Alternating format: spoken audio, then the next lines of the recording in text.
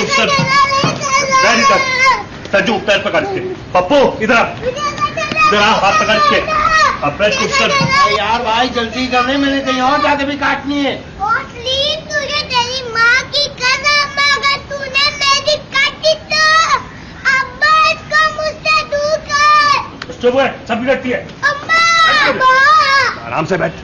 भाई इसलिए कह रहा था कि टाइम पे कटवा दो, देखो सारे नखरे कर रही है। अरे हाजी अब्बा की शादी होती तो कटवाते ना।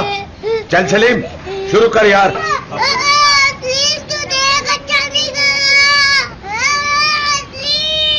रुक जा, इतनी अच्छी तो है, क्यों काटे? बेटा सबकी अच्छी होती है। सलीम जरा संभाल के कहीं जड़ से ना उखाड़ दीजिए।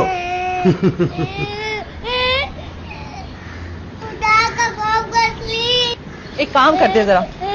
हाजी अब्बा गुलाब जामुन मंगवाऊंगे चमचम। चमचम मंगा ले चमचम।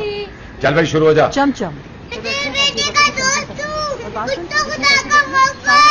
यार कस के पकड़ो, बच्चा हिले नहीं। अबे कुछ नहीं होता, ऊपर देख चिड़िया। मुझे